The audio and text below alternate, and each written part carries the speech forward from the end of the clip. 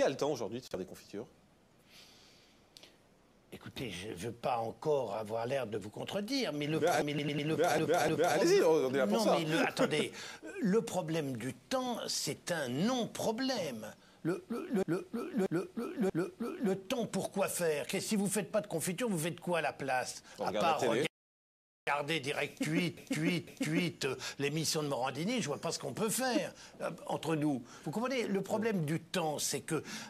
Enfin, je vais vous donner un exemple, c'est qu'un gamin de 15 ans, un bœuf de 2 ans, c'est pas de la viande à manger, c'est de la viande à attendre, qu'elle ait 4 ans. On nie la notion de temps. Or, moi, je pense très sincèrement que c'est bien plus utile d'être...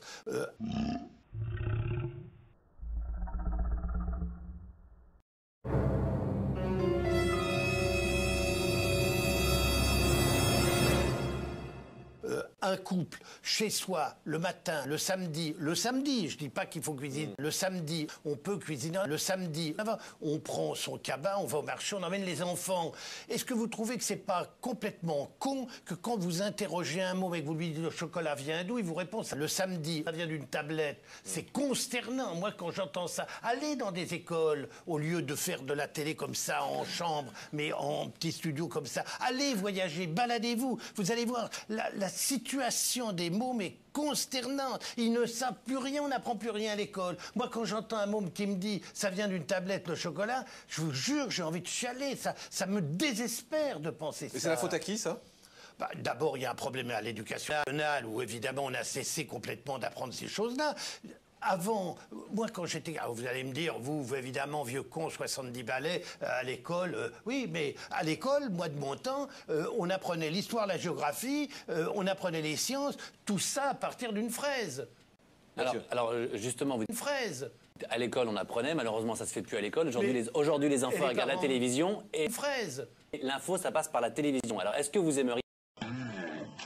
Et je pense à ça parce que vous animez une émission qui marche très bien sur France Inter, qui s'appelle Ça se bouffe pas, ça se mange depuis des années. 10 ans. 10 ans, pardon. 15 ans. Pardon. 2 ans. Pardon. Que vous aimeriez peut-être transférer cette émission à la télévision, où là, justement, vous toucheriez certainement beaucoup plus les jeunes que sur France Inter. Mon cher, j'ai fait une émission pour les enfants à la télévision qui s'appelait Comment c'est fait, où j'emmenais 4-5 gosses, je les ai emmenés à La Réunion, je les ai emmenés au bord de la mer, des mômes qui n'avaient jamais vu la mer.